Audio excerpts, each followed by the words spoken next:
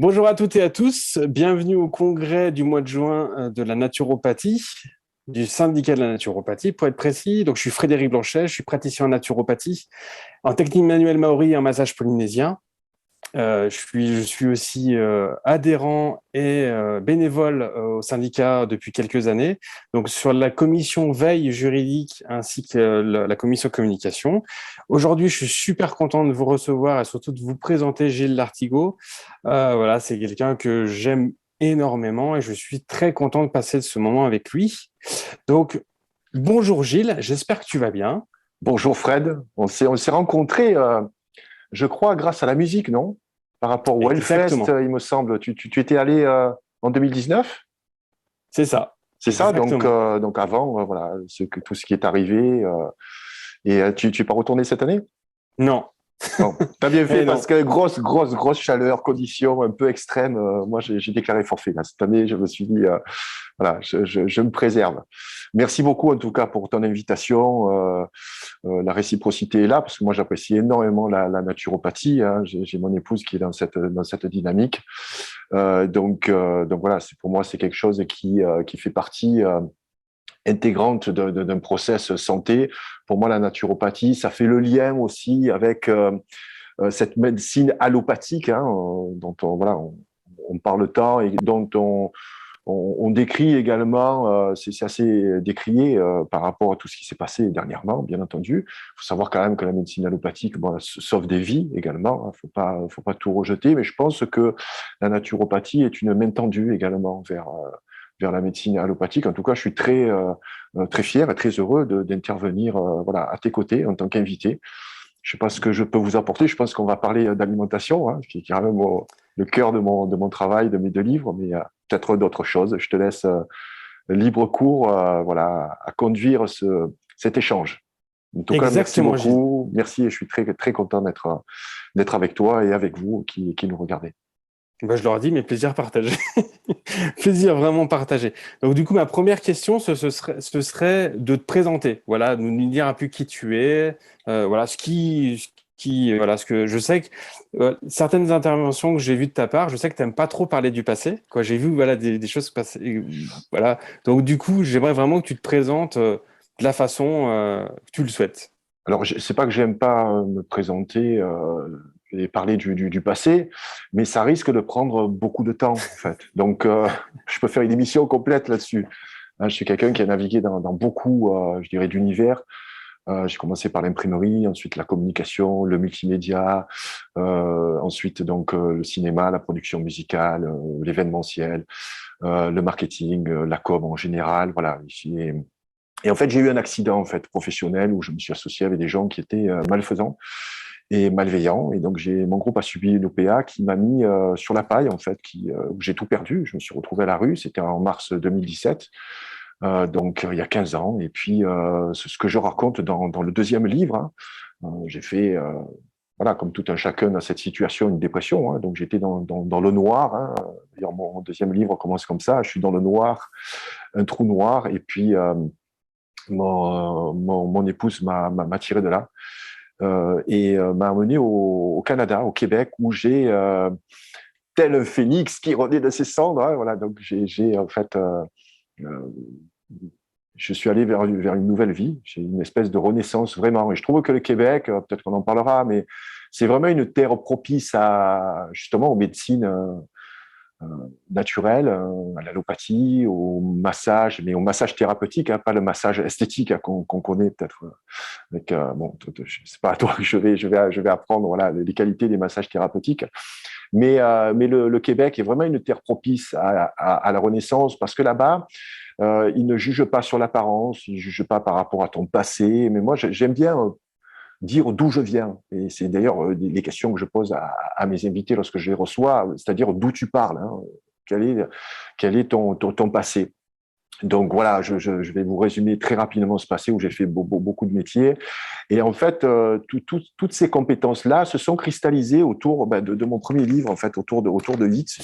Ça, j'aurais pas pu le faire si j'avais pas eu toutes mes expériences passées. Voilà.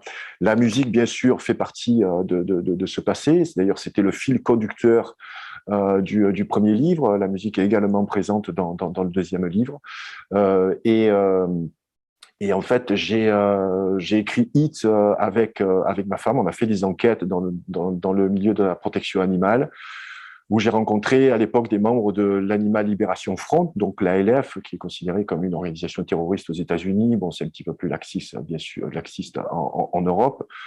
Quoi qu'il en soit, ce sont des gens qui m'ont fait découvrir les horreurs des élevages industriels. Et je me suis rendu compte que voilà, je consommais beaucoup trop de produits animaux, de viande, et je savais pas en fait d'où ça provenait, parce que moi j'ai un gros passé dans le sport. Et le sport en fait est omniprésent par rapport à mon travail, puisque lorsque je suis parti aux États-Unis, j'avais à peine 18 ans. J'ai commencé à faire de la musculation, et ce que je raconte, c'est que j'ai fait une rencontre assez extraordinaire dans un Gold Gym à Venice, à Los Angeles. C'était en milieu des années 80. Première fois que je pousse la porte de ce club de gym, je tombe sur Arnold Schwarzenegger. Voilà. Donc voilà, ça m'a mis dans le bain de ce culte du corps, mais pas forcément le culte narcissique. D'ailleurs, j'ai fait un live ce midi à propos d'un titre musical. Justement, j'ai sorti en fait un concept musical qui s'appelle Aura. Voilà, Aura, donc avec le premier titre qui s'appelle L'être et le paraître. Alors, j'ai l'impression de partir dans tous les sens. Ne vous inquiétez pas, vous qui m'écoutez, moi je digresse beaucoup. Fred est habitué. Donc, j'ai dit, pose-moi une question, déjà, après tu vas reprendre le fil. Donc, en fait, ce que je disais dans ce texte, le premier single de Horace s'appelle L'être et le paraître, c'est que quelquefois, on pense que le culte du corps, c'est uniquement le narcissisme. Et c'était pas du tout ça dans les années 80. Moi, j'ai connu cette époque avec ces culturistes qui voulaient vraiment changer leur corps, et à force de travail, de performance, qui étaient très intéressé par la santé. C'est d'ailleurs à cette époque-là que j'ai passé un diplôme de nutritionniste, à Los Angeles, en prenant des cours du soir, en m'intéressant vraiment à cette alimentation, puisqu'on m'avait dit, voilà, c'est bien de pousser des poids, mais si tu veux prendre du muscle, parce que j'avais un complexe, j'étais de maigreur, j'étais très maigre à l'époque, je faisais 75 kilos, là, j'ai fait 20 de plus. Et donc, tu sais, les physiques ectomorphes, donc beaucoup de problèmes pour prendre notamment du poids. Et ces personnes-là, je les voyais tout le temps, tu vois, manger, en tout cas très régulièrement. Donc, des aliments non transformés, bon, c'est vrai, beaucoup je dirais, de riz, de féculents, de viande également, de lait. J'ai connu les premières protéines, poudre protéinée à base de lait. Donc, j'étais dans cette dynamique, si tu veux, qu'on peut transformer son corps avec de l'effort, avec une bonne diététique. Et pour moi, c'était ça mon chemin, tu vois. C'est-à-dire que le chemin est plus important aujourd'hui que uniquement le résultat. Et ce que je déplore, c'est aujourd'hui dans les salles de sport que je fréquente au quotidien, parce que je m'entraîne tous les jours de 2 heures le matin, c'est que les jeunes et les moins jeunes se prennent en photo pour Instagram. Ils regardent juste ce qu'ils voient dans la glace. Là aussi, c'est vrai, avec beaucoup d'efforts, il faut le reconnaître. Mais c'est uniquement le narcissisme, tu vois, qu'ils mettent en avant. C'est pas du tout la progression, l'effort je dirais, ce culte du corps, mais dans le bon sens du terme. Et c'est là où je me suis rendu compte que l'alimentation, le sport, étaient vraiment les piliers, tu vois, les fondamentaux d'une bonne santé. Voilà. Je vais m'arrêter là, sinon je vais te faire une émission au tir là-dessus. Non, mais c'est bien. En 2017, pour te résumer, bon voilà, j'ai tout perdu, je me suis retrouvé à la rue. On part donc au Québec avec Valérie, et là on a l'idée d'écrire en fait ce qu'on a vu pendant nos enquêtes. Ensuite, on a rencontré Pierre-Marie Martin, c'était un professeur donc émérite, qui m'a introduit dans le milieu médical et qui m'a expliqué ce qu'étaient les perturbateurs endocriniens. Donc voilà, ce premier livre aujourd'hui, c'était un très très gros succès. Il s'est vendu à plus de 100 000 exemplaires aujourd'hui.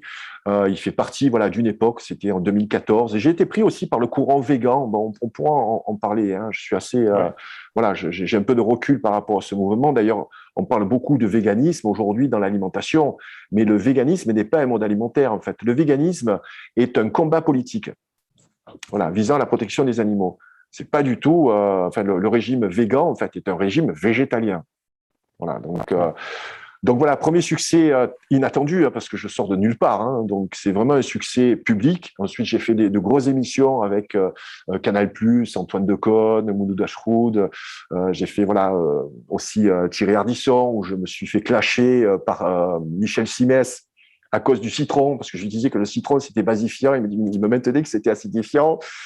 Quand je lui ai expliqué que je recevais énormément de témoignages, parce que j'étais très médiatisé en 2014-2016, des gens qui se guérissaient en fait de leur cancer avec du jeûne, avec des protocoles, avec des jus, etc. Il n'a pas du tout, il n'a pas voulu en parler, tu vois. Il a, je dirais, rejeté cet argument d'un revers de la main. Il s'est pris tellement de commentaires négatifs sur le replay qu'en fait, il a fait supprimer le replay de la chaîne. Hein, on ne peut plus le trouver aujourd'hui. Mais voilà, donc ça m'a mis sur ce chemin de l'écriture. Et ensuite, je suis revenu avec la suite, qui est le tome 2, en fait, que j'ai sorti fin 2017, qui lui prend encore ce prisme. Hein, je me sers du prisme de l'alimentation, mais je vais beaucoup plus sur un côté sociétal. Je parle encore, tu vois, des abattoirs, mais en me penchant sur le côté humain. Qui sont ces gens qui font les atrocités, tu vois, aux bêtes. Donc, je me suis intéressé un peu plus à l'humain qu'aux bêtes, qui étaient vraiment mis en avant dans le premier. Donc, ces deux livres m'ont mis sur le chemin en fait de l'écriture. C'est comme ça aujourd'hui que je gagne ma vie. Et voilà, pour résumer un peu mon parcours jusqu'à ce jour. Ok, ça marche. Bah, merci. Merci, un beau parcours, hein. Un très beau parcours pour le moment. Très, très riche en tout cas, très riche. Ouais, c'est clair. Très C'est riche. Et clair. cette expérience me sert beaucoup, tu vois, parce que je parle essentiellement de ce que j'ai vécu. Quand on me demande, tu vois, les différents modes alimentaires, etc., j'ai quasiment tout essayé depuis ces 10 dernières années. Moi, je suis passé directement d'un régime omnivore à un régime végétalien. Et ça s'est pas forcément très bien passé. Donc, j'étais Ouais. dans les bois, en Mauricie, là où on a écrit, c'est une cabane, où on était vraiment isolés dans les bois. Et on a eu des hivers à moins 40, moins 50 même, des fois. Donc, c'est vrai qu'on vivait à l'intérieur, mais trouver dans ces conditions du vert, du cru, du vivant, c'est un peu compliqué. Et je me suis rendu compte, en fait, que les modes alimentaires, tout ça, c'est de la connerie, quoi, parce que il faut manger, en fait, local, il faut manger selon l'endroit où on se trouve. On va pas manger la même chose. J'ai des amis québécois qui sont partis vivre à Bali. Ils sont végétaliens, ils mangent beaucoup de fruits, ils mangent, oui, du vivant parce qu'ils sont à Bali. Et c'est pas la même chose avec mes chums qui sont restés au Québec avec des hivers à moins 40 où là, ils vont chasser, tu vois, l'orignal ou le caribou pour tuer une bête, voilà, dans les règles, entre guillemets, voilà, de la chasse. Hein. Mais là aussi, on me dit, oh, mais on tue les animaux. Oui, mais dans la nature, les animaux, ils meurent pas, j'irai paisiblement dans une litière, tu vois.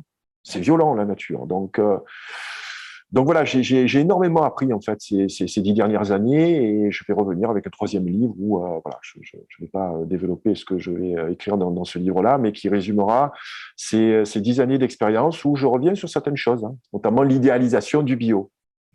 Mais bon, je parle beaucoup. Je t'avais averti, Fouad, mais tu le sais de toute façon. Ah, le problème, c'est que tu Je as suis quasiment désolé. répondu à toutes mes questions.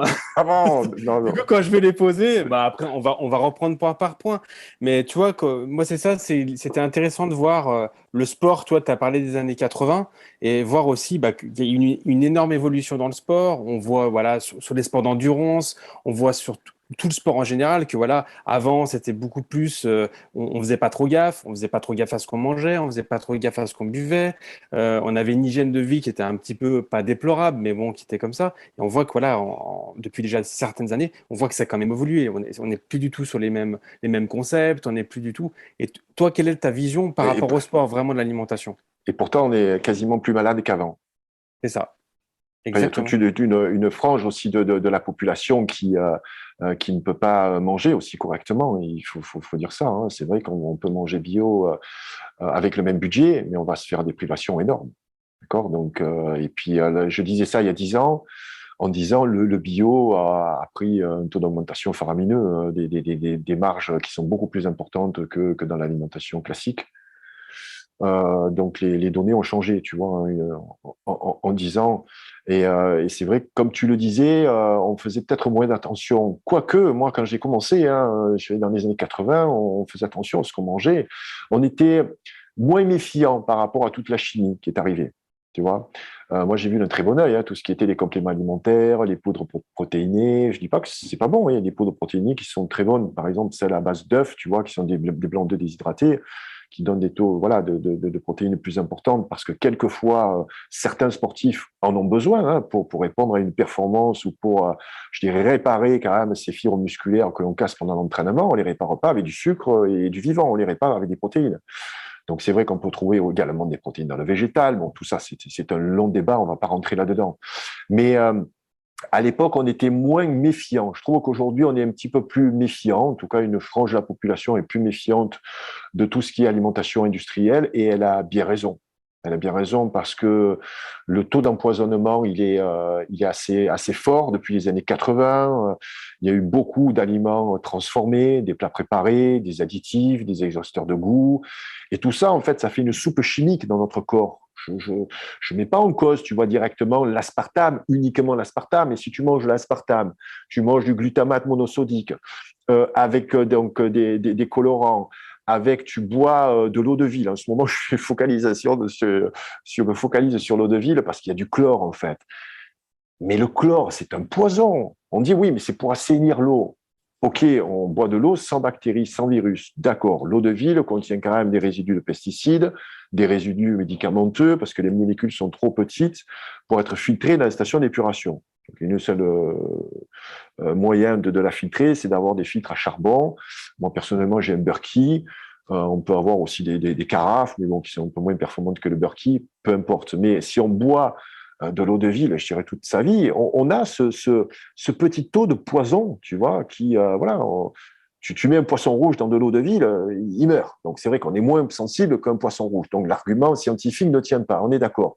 Mais tu vois, c'est tous ces petits poisons qui ont eu une autorisation de mise sur le marché parce qu'on les a identifiés, on a dit, voilà, il ne faut pas en consommer plus de temps par jour. Mais bon, l'aspartame, déjà, personne ne connaît, si tu veux, la valeur, tu vois, maximum qu'on peut en consommer, on ne va pas calculer ça. Mais ce mélange et ce cocktail, comme je l'ai dit, ce cocktail chimique qu'on a dans notre corps, il n'y a aucune étude en fait de nocivité là-dessus. Aucune. Après, je regarde moi les statistiques, le cancer a dépassé les maladies cardiovasculaires. Les maladies cardiovasculaires, ça s'expliquait. Parce que si tu vois ce que mangeaient nos parents, nos grands-parents, notamment dans le sud, tu vois, les pieds paquets, la daube, avec voilà beaucoup c'était assez gras, c'était assez sucré. Nos anciens buvaient, la plupart aussi fumaient, tu vois. Donc bien sûr qu'il y avait un empoisonnement, bien sûr que ça a bouché les artères à cause justement d'une mauvaise alimentation. Ces acides gras transformés, aussi ces acides gras animaux qu'on va mettre sur le grill avec le barbecue, le fameux barbecue, tu vois, tout ça, donc c'est cancérigène. Mais le problème de l'alimentation, c'est qu'on ne peut pas prouver en fait que c'est uniquement, tu vois, ou cette molécule ou ce mode alimentaire qui va nous développer un cancer ou nous rendre malades. Il faut juste faire appel à notre bon sens, tu vois, le bon sens paysan. Voilà, pas besoin d'être un scientifique, mais lorsque les cancers ont dépassé comme ça les maladies cardiovasculaires, c'est que les cancers, ça vient forcément de quelque part. Donc ça vient de notre hygiène de vie. C'est-à-dire, ça vient de l'air que l'on respire, parce qu'on ne parle pas du tout des particules fines. Hein. Tu vois, va en centre-ville avec les pots d'échappement, ce qui te sort là, des voitures à essence ou des diesels, etc. Les gamins qu'on promène, tu sais, dans les poussettes qui sont à hauteur de pots d'échappement. Voilà, donc à la limite, je dis, il faut mieux fumer, tu vois, dans le Cantal ou dans la montagne que ne pas fumer et être en centre-ville.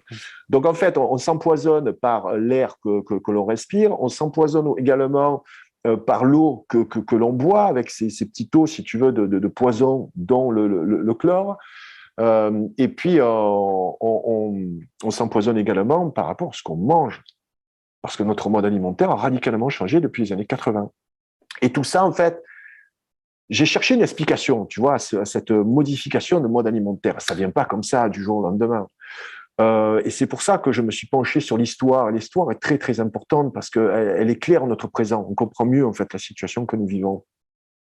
Et donc, sorti de la guerre, si tu veux, on manquait de tout. Donc, on a fait également la promotion du lait, tu vois.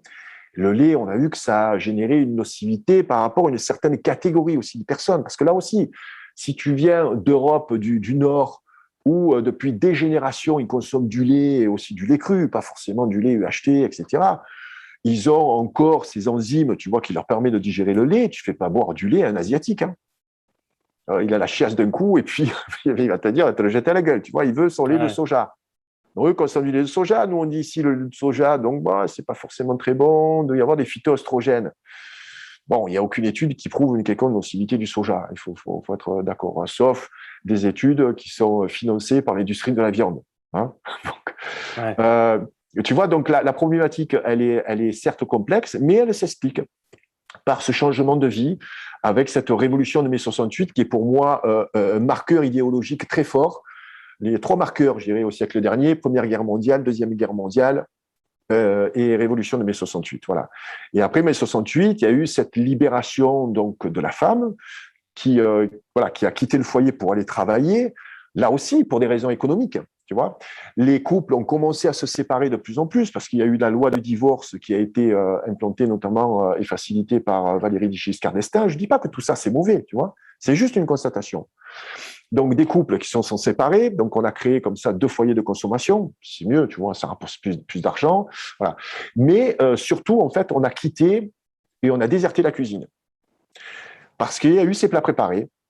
Et là, je cite toujours Bolino, tu vois, Bolino avec Richard Gottener. Tu te rappelles de Richard Gottener? Ouais. C'est un génie du jingle. Voilà. Ouais, c'est clair. Donc Oasis, Bolino, etc. Ces petits plats préparés dans des boîtes en plastique que tu mets au micro-ondes. Donc là aussi, l'invasion du micro-ondes. Donc en fait, on n'avait plus le temps. En fait, on n'avait plus le temps de se faire à manger. Les industriels ont vu un marché. C'est pas la faute des industriels, hein. C'est notre faute. C'est nous qui les avons achetés. Hein. Coluche disait, hein, si ça marche pas, t'as qu'à pas acheter, tu vois. Donc ça marchera pas. Si ça te plaît pas, n'achète pas, ça marchera pas. Mais on a eu cette demande-là, on n'avait plus le temps de se faire à manger, donc plat préparé, industrialisation. Et puis voilà, on va réduire par exemple les quantités pour faire la soupe au poulet, on va réduire les quantités de poulet et on met de l'exhausteur de goût avec le glutamate monosodique. Au lieu de 10 kilos de poulet, tu peux avoir 1 kilo de poulet avec le même goût. Donc forcément, c'est plus intéressant. Savoir que le glutamate monosodique, c'est quand même une saloperie, quoi, tu vois. Et donc, les molécules chimiques ont comme ça envahi la nourriture avec les colorants, parce que c'est beau, il faut que ça soit beau, tu vois, qui ait de belles couleurs. Voilà, on a inventé le yaourt. C'est hérésie de bouffer du yaourt en dessert. Bon, à la limite, on mangeait du fromage, de la faisselle, tu vois, de la brousse, mais là, le yogourt, tu vois.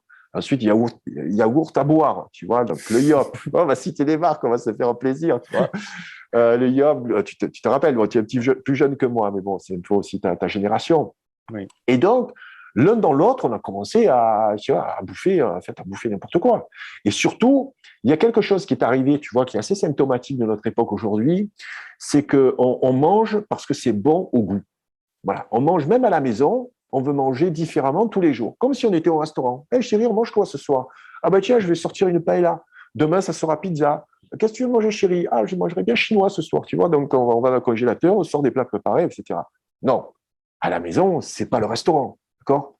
Donc, moi, je suis un fou des soupes, hein, que tu le sais. Donc, c'est soupe tous les soirs, voilà. Toutes les saisons, froide, chaude, température, bref, toujours avec des légumes de saison. Ça me permet d'avoir mes 400 grammes de légumes, si tu veux, voilà. Donc, c'est une base pour moi. Bref. Donc, en fait, on a perdu, donc, déjà, on n'a plus le temps.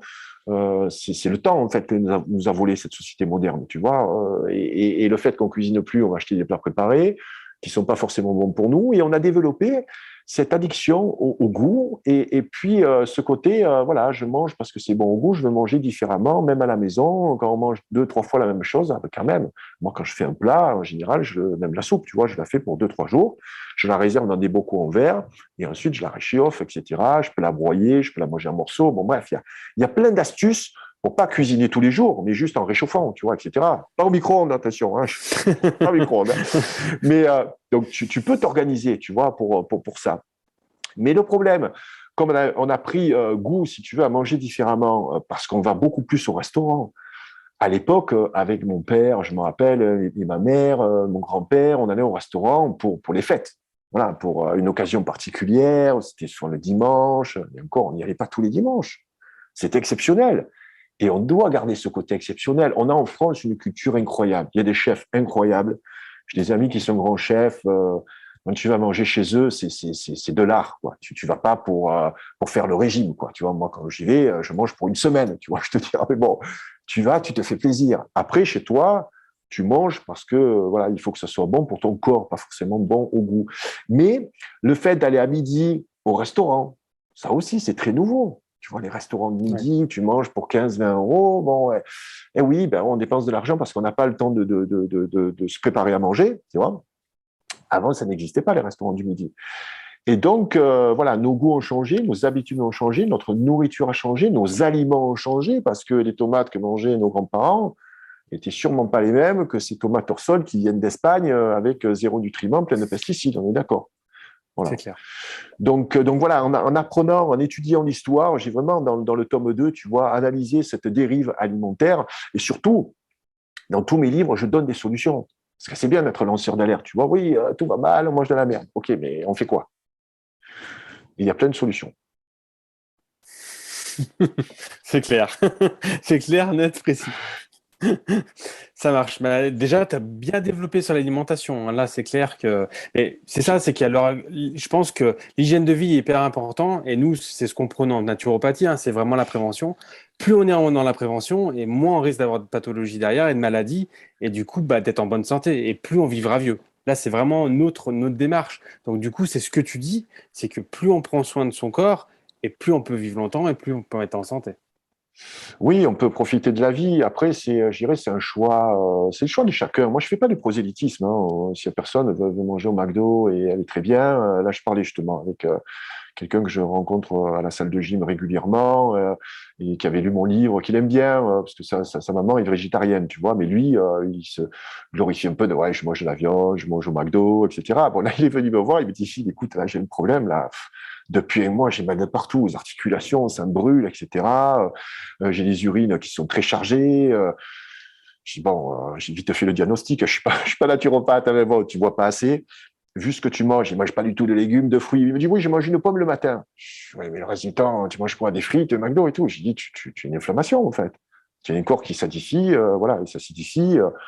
Bon, je lui ai dit deux, trois gros conseils. Voilà, j'ai pas fait une consultation, hein, c'est pas mon métier. Hein. J'ai dit, tu bois beaucoup plus d'eau, hein, tu passes à 3 à 4 litres pour voilà nettoyer tout ça, et puis tu consommes du vinaigre de cidre. Tu vois, le vinaigre de cidre de pomme, moi, je trouve que c'est un très bon alcalinisant. Je le conseille avant les repas, tu vois, même avant de se coucher. Voilà, cette personne-là, tu vois, s'est rendu compte que c'était ouais, à cause de son mode alimentaire. Tu vois, il s'en est rendu compte par lui-même. Et il est venu me voir lorsqu'il y avait un souci. Donc voilà, après je lui dis, écoute, si ça continue, va consulter un naturopathe, parce que ton toubib, malheureusement, ne pourra pas t'aider. Là aussi, quand on va voir un médecin généraliste, j'ai mis à personne qui pose la question de l'alimentation. Moi, je serais toubib, la première question, c'est, bon, vous mangez quoi? Voilà. Quel est votre mode alimentaire? Définir, tu vois, des pathologies. Là, qui vont chez les toubibs, ils ont mal à l'estomac. Tu vois, le plus, c'est les gastro-entérologues. Comment tu peux être gastro-entérologue et rien connaître à l'alimentation? C'est un mystère pour moi, tu vois. Donc, tu peux, je ne dis pas qu'ils ne servent à rien. Voilà, il y en a qui opèrent, etc. Bon, la médecine allopathique sauve des vies. Mais elle traite le symptôme. Et je pense qu'on a une médecine très performante pour ça. Quoi qu'on en dise, hein. Je ne suis pas du tout contre également la chimio, parce que la chimio peut avoir des effets positifs. Voilà, il faut pas tout rejeter en bloc. Mais dans tous les cas, ils ne soignent pas le terrain parce qu'ils ne sont pas compétents. Et j'ai travaillé, tu vois, pour le tome 2 avec Nicole Delépine, qui est une cancérologue, qui était responsable du service pédiatrique à Garches. Je ne sais pas, peut-être que tu les connais, Oui, ouais, les ouais, époux de Lépine. Bon, ouais, ouais. ils sont remontés, hein, 22 ans, là. Bon, ils sont à la retraite, ils se sont fait mettre dehors, tu vois, donc voilà. Et Gérard Delépine, son mari, est statisticien. Donc, c'est assez intéressant, toutes les informations que nous ont données ces 2 dernières années. Bref, Nicole Delépine, elle s'est fait mettre dehors parce qu'elle préférait les protocoles des années 80 au niveau de la chimio, qui avaient de bien, bien meilleurs résultats sur les enfants, que les nouveaux protocoles qui ont été imposés en fait aux médecins depuis 2004 en fait. Donc aujourd'hui, le ministère de la Santé impose à tous les cancérologues, les oncologues, donc le même protocole pour, par exemple, faire un cancer du sein, tout le monde va avoir le même protocole parce qu'ils font des tests, tu vois, voilà, ils servent de cobayes également en fin de vie, c'est une horreur. Elle s'est rebellée contre ça, elle n'était pas contre la chimio, elle me dit, il faut toujours mesurer la balance, je dirais, bénéfice-risque, voilà. Et c'était une démarche, tu vois, qui était intelligente. Elle a sauvé des enfants, Nicole Lépine, tu vois, même en faisant de la chimio. Il faut pas cracher sur des gens comme ça. Mais elle me dit, la plupart de mes patients, notamment les dernières années, ils étaient suivis aussi par un naturopathe.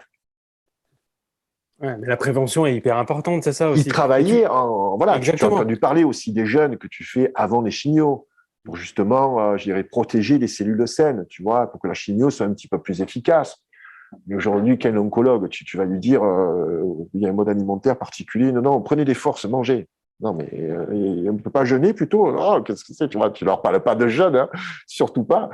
Donc voilà, ils ont aucune connaissance dans ce domaine et c'est bien dommage. Par contre, tu leur dis, moi, tu sais, je fais un jus qui est assez puissant, qui est un jus miraculeux, hein, que j'appelle le jus jaune.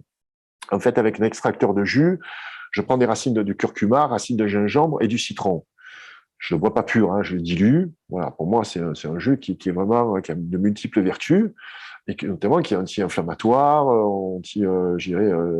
cancérigène, etc. Donc, ça peut protéger voilà les personnes sur des inflammations, par exemple, et tu leur parles du curcuma. Par contre, non, évitez le curcuma pendant la chimio. Hein. Mais pourquoi? Parce que c'est pas compatible. Donc là, tu reconnais que le curcuma a un effet. Donc, voilà, c'est peut-être en train de changer. Je pense qu'il y a des médecins aujourd'hui qui sont ouverts, peut-être certains nous écoutent aussi, hein, et qui sont ouverts à ça. Et je trouve que ces gens-là, ils ont beaucoup de mérite parce qu'un médecin, à l'heure actuelle, et avec la pénurie hein, de personnel soignant, est surchargé. Il faut se mettre à sa place. Moi, j'ai mon médecin de famille qui a plus de 70 ans. Il commence à 8 heures du matin. Tous les matins, il fait des visites à domicile, mais c'est encore les médecins de cette époque-là, tu vois. Il se fait payer le petit café, le truc, mais bon, il connaît toute la famille, il connaît le truc, tu vois, voilà. Et l'après-midi, en cabinet, donc il doit recevoir quasiment 40 ou 50 patients par jour, tu vois. Comment tu veux te former avec ça? Tu reçois le personnel, je dirais, les vendeurs de médicaments, là, comment ça s'appelle tu sais, les commerciaux, en fait, des labos qui viennent, les visiteurs médicaux, voilà. C'est souvent des visiteuses médicales, hein, souvent des femmes quand même. Hein. Donc elles viennent voilà, vendre leurs produits, en fait, de vendre les résultats des labos, les analyses des labos. Et en fait, tu te rends compte que un toubib, lorsqu'il a eu voilà, son brevet, son diplôme, il peut exercer, mais est-ce qu'il s'informe réellement? Oui, il va faire des colloques à l'autre bout du monde, payés par les labos. Oui, mais non, je ne sais pas de cette information dont je veux parler, tu vois. Est-ce qu'il a lu, tu vois, le jeune, tu vois, je donne. Je pense pas. Pourtant, il devrait. Pourtant, il devrait. Bon, le seul, c'est mon ami qui est je ne vais pas dire son nom, mais qui est docteur. Et depuis qu'il m'a connu, on s'est connu en 2014 à Montréal. C'était un médecin urgentiste qui a travaillé aussi en psychiatrie, etc., qui a une grosse compétence. Ben, figure-toi qu'il a quitté le métier, complètement dégoûté. Il a quitté le métier il y a 2 ans, en pleine pandémie, là, il pouvait plus. Enfin, il pouvait plus. Et donc, il s'est rendu compte que, voilà, il s'est formé aussi à la médecine chinoise, il s'est rendu compte des bienfaits des massages, de la naturopathie, etc. Et ça lui a ouvert, voilà, je dirais, une autre voie, en tout cas, une autre vision. Et il s'est rendu compte que la médecine allopathique, voilà, c'est quand même vérolé aujourd'hui, je n'ai pas peur de le dire, hein, vérolé par l'industrie pharmaceutique. Mais ça ne veut pas dire qu'il ne sauve pas des vies. Hein. Moi, j'ai eu 2 grosses opérations. Une, quand j'avais 15 jours, j'ai été sauvé de la sténose du pylore. J'avais donc, voilà, on m'a sauvé. Et puis, il y a 2 ans, j'ai eu une autre opération assez importante où, voilà, où des chirurgiens m'ont sauvé la vie. Donc, faut pas trop être dur par rapport à certains médecins. Je fais une différence entre ceux qui prescrivent bêtement, tu vois, des statines, par exemple. Je travaille là-dessus avec c'est Michel Delorgeril, je pense que tu connais, hein, qui a sorti les derniers livres là. Voilà, je pense qu'on est à l'envers, ça s'appelle Échapper à l'infractus et à l'AVC. Ah, on est à l'endroit. Okay. Non, on est à l'endroit, ouais. On est à l'endroit, voilà. Ouais. Michel Delorgeril. Bon, voilà, vous qui, je sais pas si vous avez des statines. De toute façon, dès que tu as un problème, je dirais, cardiaque, statine obligatoirement, ils veulent te faire descendre le taux de cholestérol à un taux frisant des zéros, quoi. Non, c'est hallucinant. C'est hallucinant quand tu vois que les statines ne sont prescrites qu'aux États-Unis, en France et dans un autre pays d'Europe, en fait. Tu vas au Japon, les statines, ils ne connaissent pas, quoi. Cholestérol, pour eux, c'est différent. Le cholestérol, ça vient d'où? Déjà, qu'est-ce que tu manges? Et ils te disent, oui, mais l'alimentation, c'est juste 15% d'impact sur le cholestérol. Mais ne me dis pas ça. Et moi, j'aime bien ce que tu dis aussi parce qu'il y a quand même une complémentarité entre tout ce qui est la naturopathie, vraiment les pratiques de bien-être et tout ça, et l'allopathie. On voit très bien que tu nies pas, voilà, tu t'es pas non plus, tu soutiens aussi que c'est un métier, voilà, une pratique aussi qui peut servir avec leur diagnostic pour tout ce qui est. Mais c'est ça que tu fais vraiment le lien entre les deux. Et c'est ça que moi j'aime aussi parce qu'il y a il y a beaucoup de gens aussi qui soient soit dans l'un, soit dans l'autre mais qui ont du mal en fait à avoir cet équilibre entre les deux. C'est vrai que nous, par exemple, en naturopathie, en fait, on fait plein de diagnostics, on fait un bilan de vitalité. Tu vois, c'est tout bête, hein. Donc on reste, bon, des fois on fait des fautes de langage à diagnostic, à dire des mots. C'est vrai Ouais. qu'il y a des mots vaut mieux pas utiliser, Ah comme oui, ça au c'est vrai que moins. diagnostic, tu peux pas Voilà. l'utiliser, d'accord. Ouais, Ok. c'est ça. Ok. Mais après, voilà, Ok. moi je le fais aussi. Il y a des moments où je le Ouais, fais, on dit un bilan de vitalité. d'accord. Voilà, comme ça, au moins, on est vraiment clair là-dessus, qu'on a deux choses. Mais comme tu le dis, on peut très bien se rejoindre sur énormément de choses. Bien Et sûr. il y a même certaines médecines, il y a certains médecins qui vont vraiment aller aussi sur tout ce qui est de la médecine intégrée et qui travaillent vraiment un peu comme les naturaux. Et c'est bien Ouais, aussi pour avoir des bilans de santé, pour avoir des choses comme ça. Donc, d'où ça nous permet aussi de dire à nos consultants, eh ben, va voir ce médecin là-bas parce que lui, il est ouvert et il va pouvoir exactement. t'accompagner mieux. Et ça, tu l'expliques Exactement. super bien là-dessus. Et Bien c'est sûr. ça aussi, c'est pour ça aussi que je voulais aussi que tu interviennes, c'est Ouais. que tu as aussi Je, cet équilibre. Oui, enfin, après, c'est le bon sens. Moi, je veux être une main tendue, quoi. Voilà, j'ai pas de prétention, j'ai pas fait d'études, tu vois. Donc, vraiment, c'est que des choses que j'ai observées par moi-même. J'ai fait quand même un travail sérieux. Mes livres n'ont jamais été attaqués. J'ai fait intervenir, voilà, que ce soit des Nicole Delépine, Pierre-Marie Martin, professeur émérite, quand même, tu vois, un des Français qui découvre les perturbateurs endocriniens dans les années 80. Bon, voilà, c'est du gros calibre. Et en fait, voilà, ensuite je nourris leurs propos nourrissent en fait mes réflexions. Je développe, j'apporte après un côté, tu vois, sociétal qui est pour moi important parce que si voilà, si on ne sait pas d'où on vient, on ne sait pas où on va, c'est évident, tu vois. Et ça me passionne, vraiment ça me passionne. Et on voit toute la désinformation aujourd'hui qui est avec les médias. Donc aujourd'hui, moi, si j'ai vraiment un ennemi, c'est les médias mainstream en fait.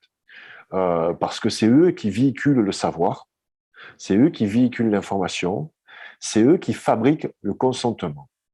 Voilà. On ne va pas parler de ce qui s'est passé depuis 2 ans.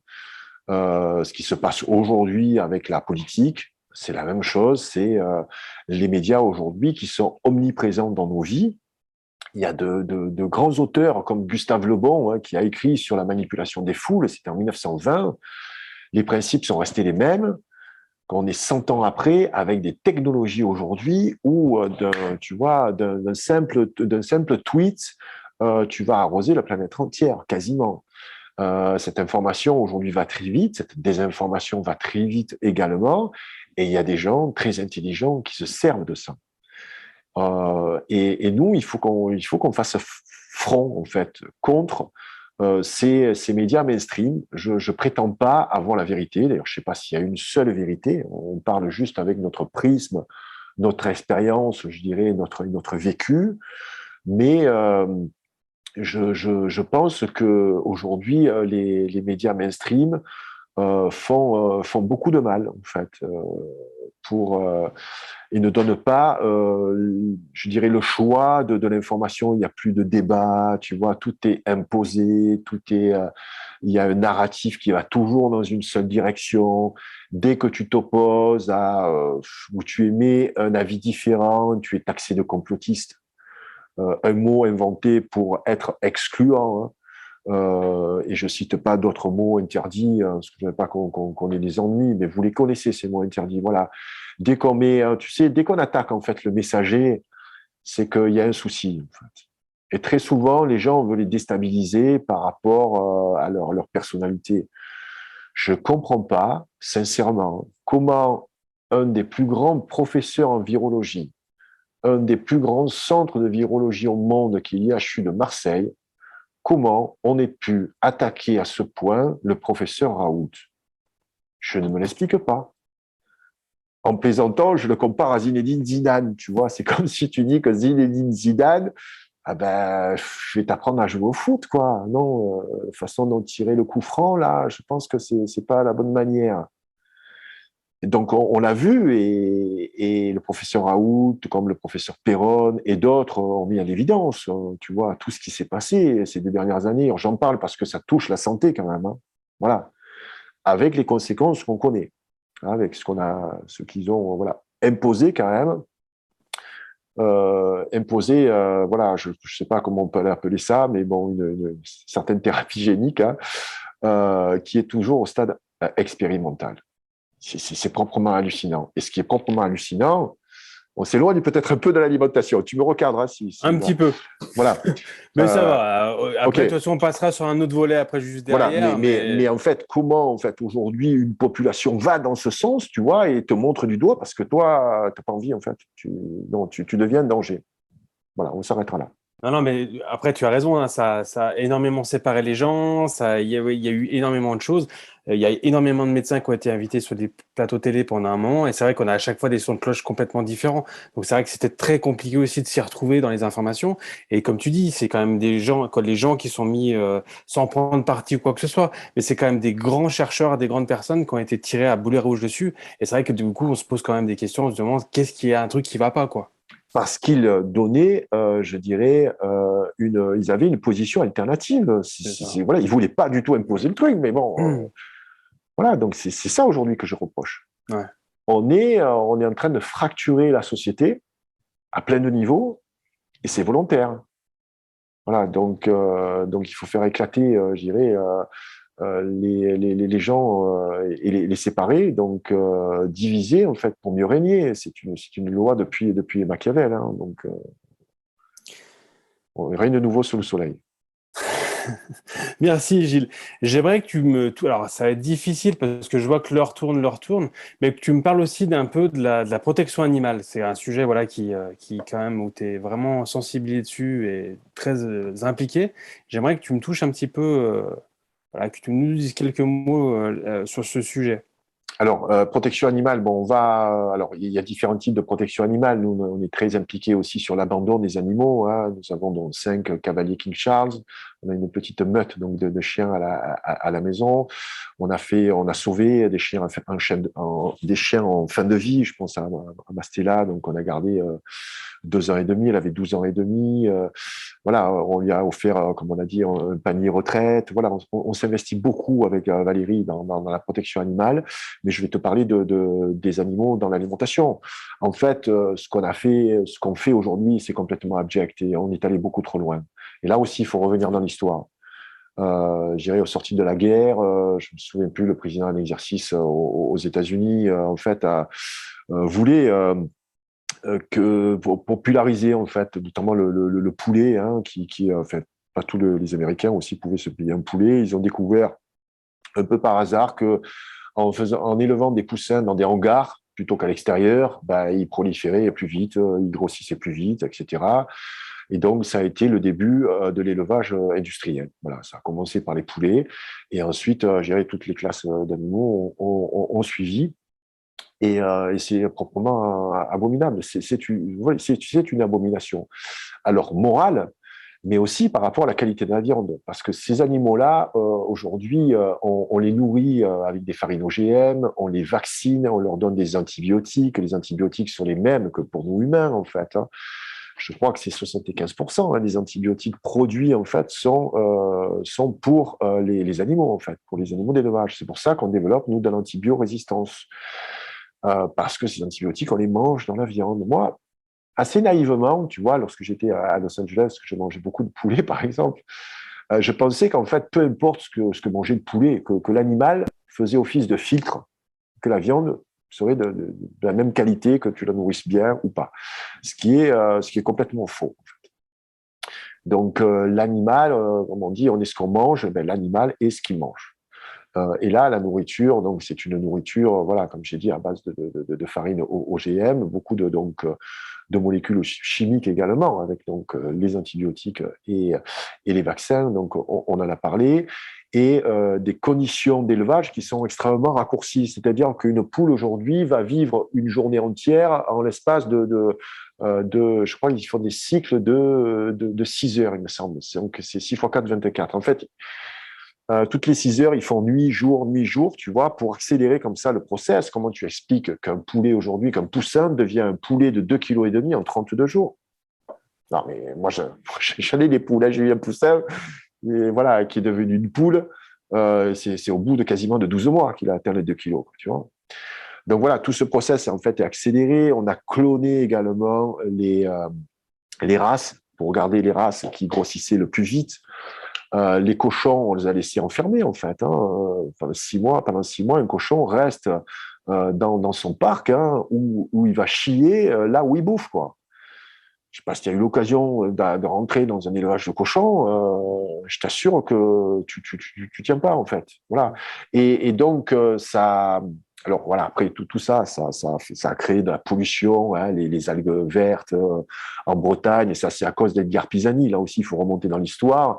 Dans les années 60, Edgar Pisani était le ministre de l'Agriculture de Charles de Gaulle. Et au sortir de la guerre, donc la France avait faim. Il a dit on va copier le modèle américain, quoi. Tu vois, ça a été le plan Marshall, ça a été les machines-outils donc américaines qui ont investi nos champs. Mais nous, on avait des petites parcelles, donc on a commencé à casser ces parcelles, à faire un remembrement, à faire donc des productions de monoculture, en tuant la terre avec des engrais, ensuite des pesticides.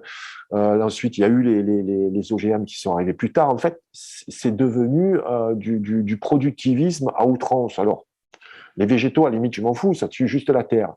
Mais concernant les animaux, moi qui ai fait les enquêtes dans les abattoirs et dans les élevages industriels, c'est pour ça qu'en fait, j'ai pu manger de viande en fait depuis lors, quoi. Tu vois, voilà, c'est quelque chose qui est moralement abject. Alors on te dit, c'est pour faire survivre l'humain ou c'est pour voilà qu'on se nourrisse mieux. Mais non, c'est pas le cas. En fait, on mange beaucoup trop de viande. Tu vois là, je crois qu'il y a eu 10 000 vaches qui sont mortes à cause d'un coup de chaleur là aux États-Unis. Mais quand tu traverses le Texas, tu roules vitre fermée, hein, et encore l'odeur elle rentre par les trucs d'aération avec la clim. C'est une infection. Donc en France, tu vois, les gens pensent manger du bœuf, mais non, ils mangent de la vache.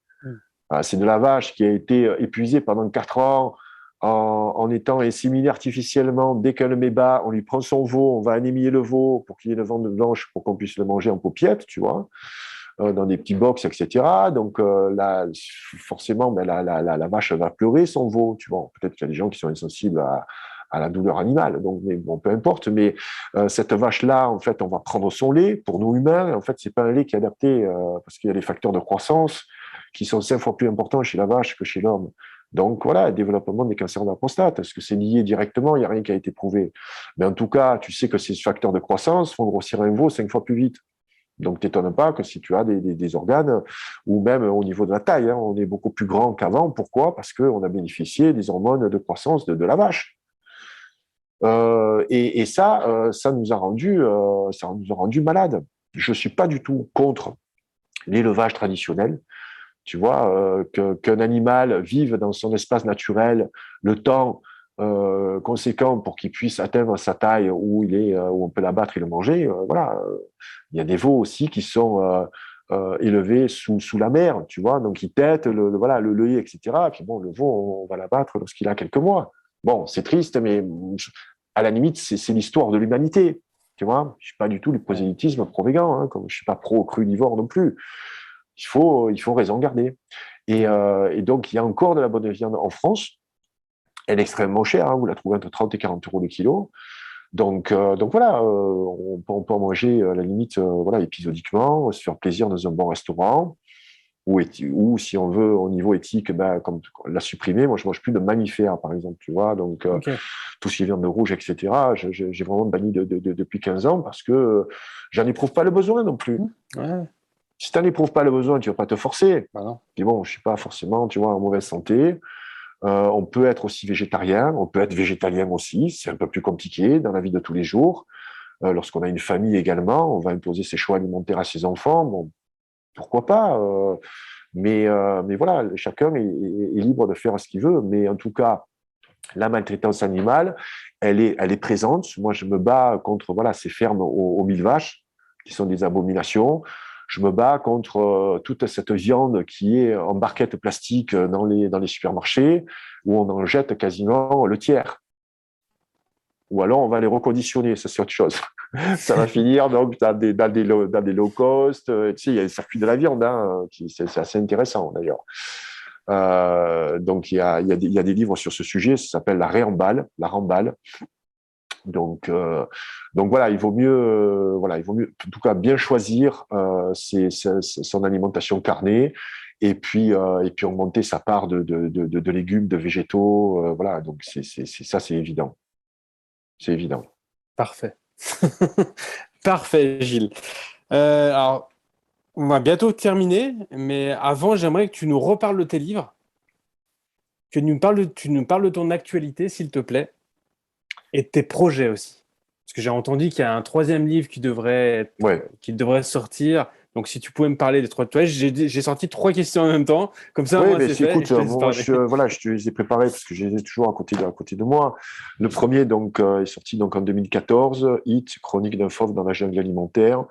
Ça fait, je dirais, ça met en évidence, on en a parlé, la maltraitance animale, les perturbateurs endocriniens, toutes les molécules toxiques, en fait, dans notre alimentation. En fin de livre, il y a énormément de recettes qui sont toutes végétales. Je ne parle pas du tout de végétarisme. Je suis contre, en fait, l'identification du mode alimentaire. Parce qu'il y a trop de préjugés, voilà, donc ça met chaque fois des malentendus, tu vois, ça engendre des malentendus. Donc toutes les recettes sont végétales, c'est pour donner des exemples, voilà. Et puis les gens qui les ont essayées se sont régalés, elles sont nourrissantes, voilà. Donc je parle bien entendu de l'importance hein, des végétaux, des légumineuses, voilà, pas que ça. Je parle du miso, des super aliments, de la spiruline. Donc celui-là est très porté sur l'alimentation, plutôt sur l'alimentation végétale et sur toute l'intoxication chimique avec l'intervention notamment de Pierre-Marie Martin, qui a été mon parrain dans le milieu médical. Le deuxième, donc, c'est Hit, tome 2, s'appelle Des morts et des vivants. Il est beaucoup plus, je dirais, il porte beaucoup plus sur la nourriture, je dirais, la nourriture de l'esprit. Voilà. Donc, c'est pour donner de la matière à penser. C'est une analyse sociétale des dérives de notre alimentation. C'est une entrevue également avec le docteur Jérôme Bernard Pelé, qui est un des spécialistes médecin généraliste, un spécialiste de l'alimentation végétale. Donc, je reviens sur tous les préjugés. Alors, est-ce qu'on manque de fer si on mange que des végétaux? Est-ce que le lait de soja, c'est mauvais? Est-ce que le calcium, on en manque? Quid des protéines? Voilà, bon.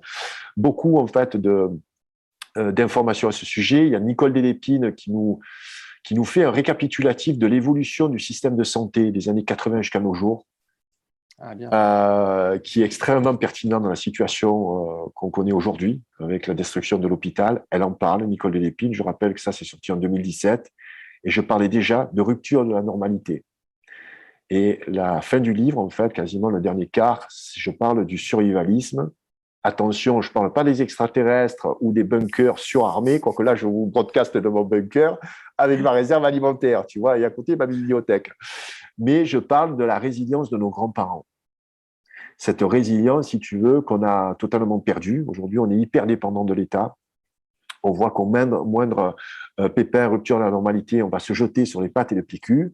On n'a pas de réserve chez nous. Donc, je parle de l'intérêt d'un survivalisme comme mon grand-père le faisait, un survivalisme intelligent, pour être beaucoup plus serein, voilà, être prévoyant.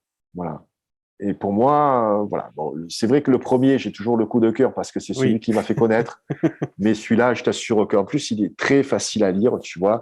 Il y a énormément de pages où il y a des photos, il y a des punchlines, tu vois. Voilà, regarde. Ouais. Là, en plus, tu vois. Donc, Alors moi, je connais le magnifique. premier, celui-là, je ne le connais pas, mais là, je Tu vois, pense que c'est tu les m'as donné animaux, voilà. l'envie Il y a de. les animaux que l'on aime et les animaux que l'on mange.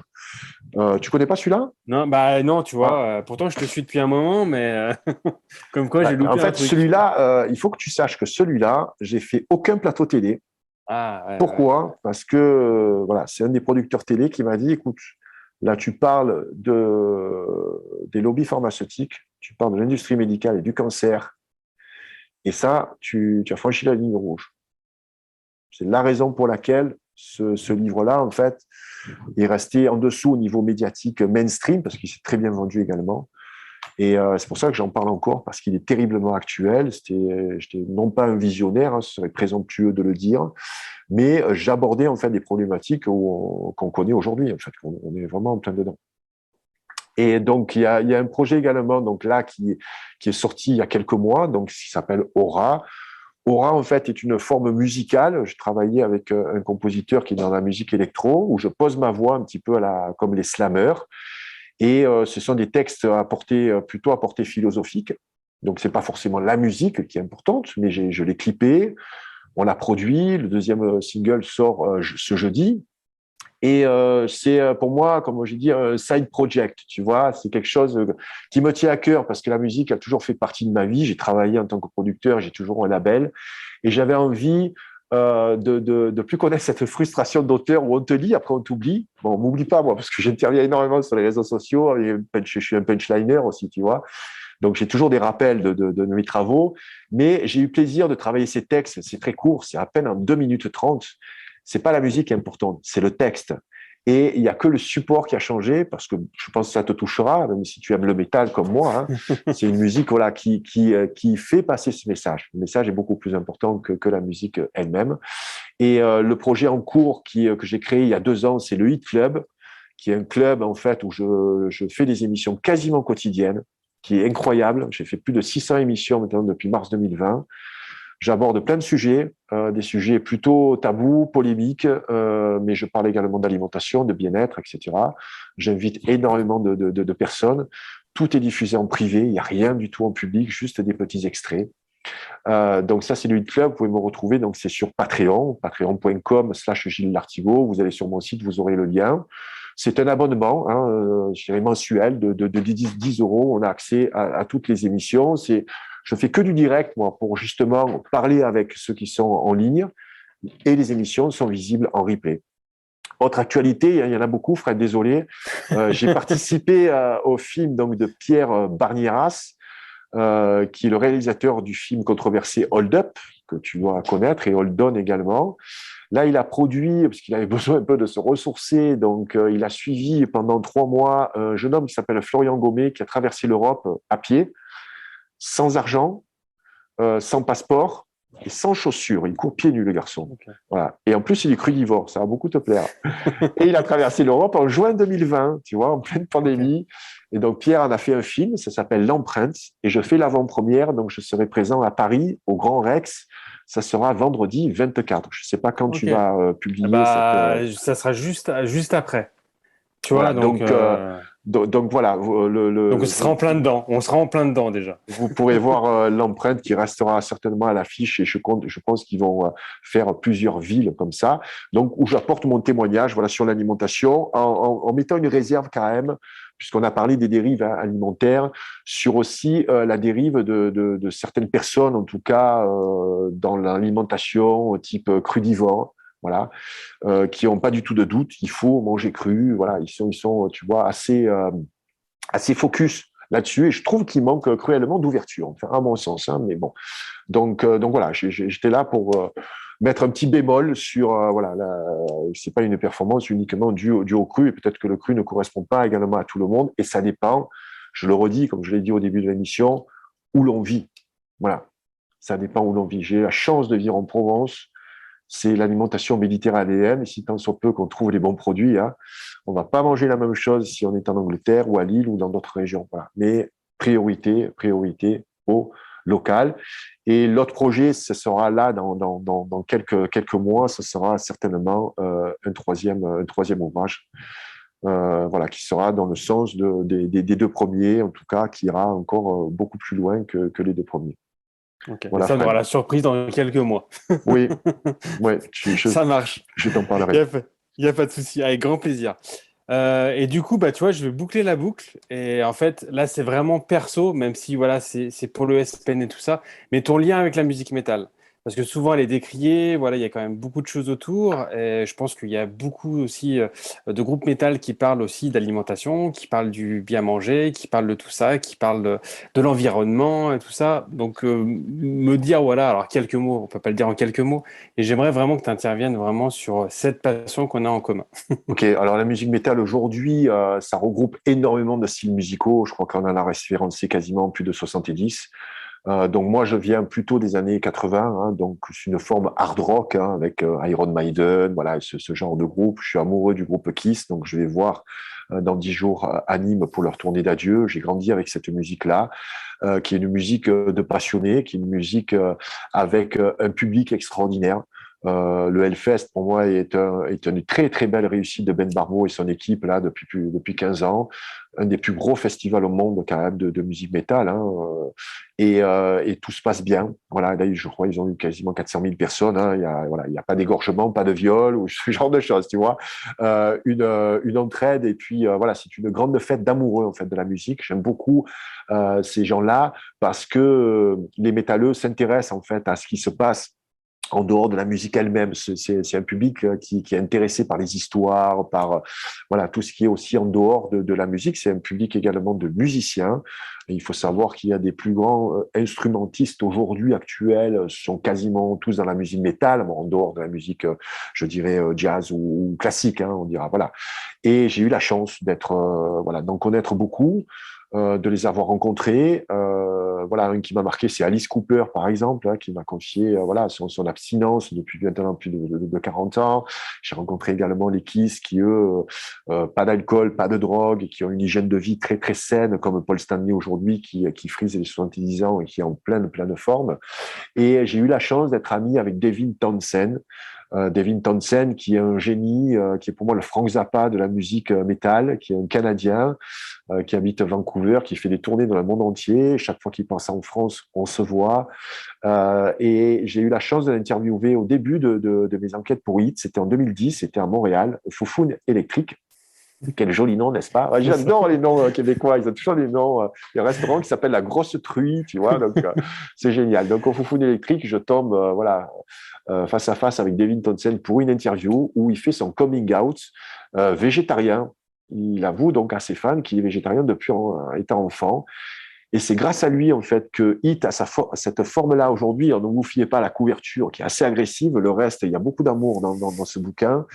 Et je lui ai demandé s'il était militant. Pourquoi il n'en a pas parlé avant? Il me dit, je ne veux pas en parler parce que j'ai envie de séduire. Et une fois que tu as séduit les gens, tu as éveillé leur intérêt, ils vont s'intéresser à la démarche qui a abouti à ce que tu es aujourd'hui. Et c'est un très, très grand enseignement que m'a donné Devin Townsend, que j'ai la chance voilà, d'avoir eu pour le premier livre. Pour le deuxième livre également, tu vas lire l'interview de Devin Townsend qui est spirituelle, mais encore, c'est du pur bonheur. Voilà, je dis, pourquoi tu cries, tu fais de la musique aussi forte ici? Il me dit, regarde, le monde est bruyant aujourd'hui, mon ami. Donc, il faut crier pour se faire entendre. Il a beaucoup d'amour aussi dans sa musique. Donc, la musique métal fait partie de moi depuis que je suis adolescent et me suivra jusqu'à la fin. Et aujourd'hui, j'écoute de cette musique-là. Sachez que c'est pas uniquement de la musique avec du bruit, de la distorsion. Il y a des groupes comme Anathema. Je ne sais pas si tu connais Anathema, un groupe anglais c'est juste magique. Voilà, porter une oreille sur Anathema, ça vient aussi du monde du métal. Mais c'est un univers qui est extrêmement riche. Il y a de tout. Il y a des fous furieux, il y a des satanistes certainement. Il y en a qui font je me souviens d'un groupe où je ne citerai pas, que je suis allé voir en concert avec des carcasses d'animaux vivants.